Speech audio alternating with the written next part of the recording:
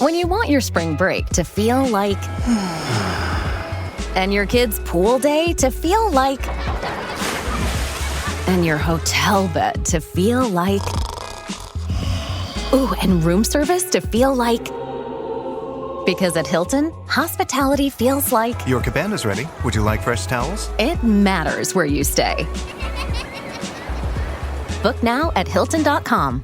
Hilton, for the stay. Good morning. This is Mike Stoller for the Stoller Real Estate Report. What's happening in real estate today? You need a combination of debt, equity, just to figure out. You also need lawyers to figure out all of the changes and legislation taking place. So who are buying? Who is selling? I have today Jonathan Zamir, the managing partner at Keystone Equities. Thanks for being here. Sure. Thank you for having me. So what does Keystone Equities do? Keystone Equities is a private equity and private credit platform. We started about 14 years ago, initially strictly focused on equity. And in the last 24 months, we've gone increasingly active on the credit side. And that's more a function of where the market's played out and the ability to make what were historically equity-like returns with credit-like instruments and credit-like risk. So for my audience, give me an example. Sure. So, years ago when we were more active looking at equity, we still do look at equity. You were generally targeting like a high teen type of return for a opportunistic deal. And then obviously anywhere across the range from core to value add, the return threshold would get lower. But nowadays with credit, just given the way spreads have moved, you have the ability to lever credit positions and earn what could be, north of a 15% return. But you're only coming into the cap stack up to like 75%. So your risk is much lower, but you're still hitting those return thresholds. How are you doing those deals? A lot of it's relationships, and a lot of it is creativity. The market is one where we have great relationships with a lot of the brokerage community and with various borrowers. Thank God over the years we've been fortunate to build a reputation where people know we're going to do what we say we're going to do. And it's been exciting. In the last 2 years, we've done a little over $600 million worth of transactions, and we're very busy right now. The team continues. So there's always this big comment, people are buying debt. Talk to me about buying debt in Cross River. Sure. So Cross River was one transaction. We've bought a number of other loans. Ideally, there are two approaches when you're buying debt. One of them, I'd say, is a little more aggressive. We try to shy away from that, where you're going after the asset itself. The other one is when you're trying to either just clip a coupon or work things out. That's where we kind of lean in. So we've bought NPLs, but the intent of buying a non-performing loan in NPL has been to work things out. In the case of the Cross River portfolio, that was a bit different. That was a $220 million portfolio of loans that we acquired from the bank. It was a bit of a unique financially engineered transaction because what it gave the bank the ability to do was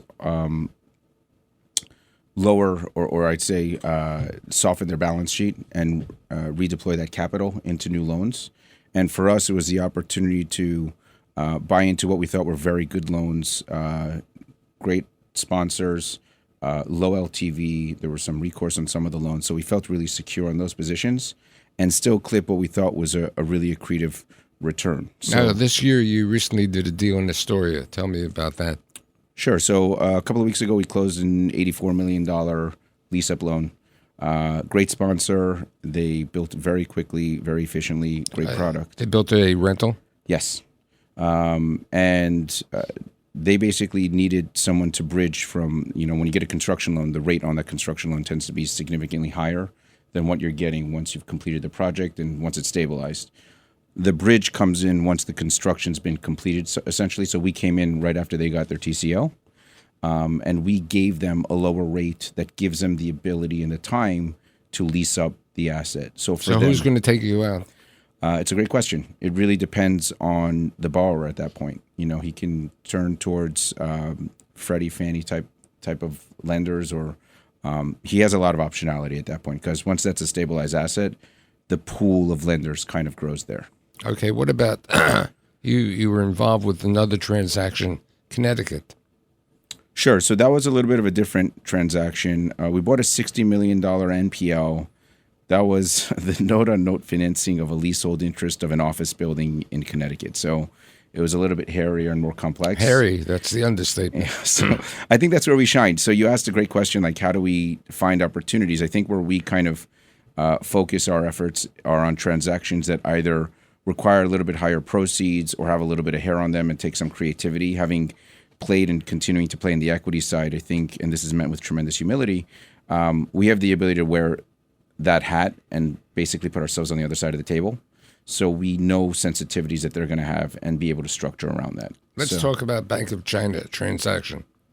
So that was a transaction that we've done a couple of bank deals. There was the East-West Bank deal, and we also did there's the East-West Bank deal and ICBC, Industrial Commercial Bank of China. That was a deal that we bought a $40 million office building. At the time, everybody told me, and by the way, this is when I was starting my career launching Keystone Equities. It was a pretty scary time because when I tied that deal up, we were paying a little over $900 a foot for essentially a vacant office building. And so my peers who are extremely smart were telling me I was out of my mind.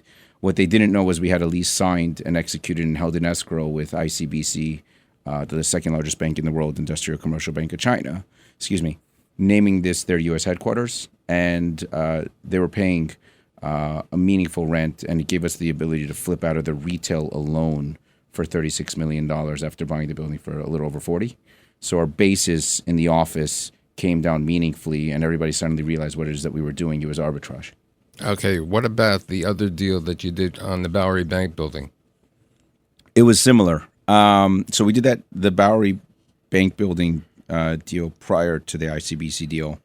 The broker was a friend. He explained to me how the seller, which was East-West Bank, was adamant on getting a $20 million purchase price, which was a really hard number to get to. But the bank was in the ground floor, and what we did was we said, we'll pay the price, but it's subject to the bank structuring a brand new triple net lease on the retail. And what that did was it gave us meaningful value in the retail.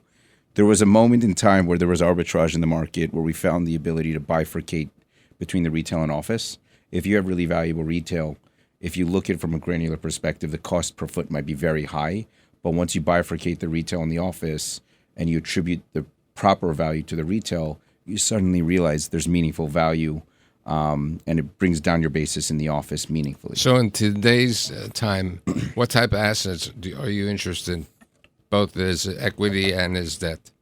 So the credit side I mentioned, where I think we try to focus our effort. The equity side's tougher. I think the market's just gotten increasingly efficient, and I think with AI, it continues to get more and more efficient. The only time that we're playing in equity these days is if it's opportunistic. And the reason is because the threshold for credit needs to be, we have to pass the threshold of the returns we're getting on credit in order to take the risk associated with equity. What we're seeing now for the first time is credit, the returns on credit is compressing. So that threshold's getting lower and equity is looking more interesting. So we are actually looking at more equity deals. But the line between equity and debt has blurred a lot ever since the market kind of reset. And, if I buy a non-performing loan, an NPL, I would argue that might be an equity deal. It's very different. People are coming in at a reset basis, and that tends to be where the credit has been. And that's why a lot of these banks are selling their notes, because the value just isn't where it used to be. You're seeing more banks selling their notes?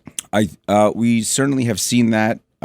We saw it tighten for a little bit. I think this year is going to be an interesting one because I read a recent article about how extending and working through some of those loans to kind of push off what's inevitable has worked favorably for the banks. And I agree with that because rates have come down and values have come up. So I think the banks, by virtue of doing that, are able to recapture some of the value there, which has been beneficial for them. But at the end of the day, banks make money by lending. So if they can get out of those positions and try to put that money back out, there's a lot more value in there for them. So this year is going to be really interesting, but we certainly have our pulse on the market. Let's put it that way. I think you definitely have the pulse on the market.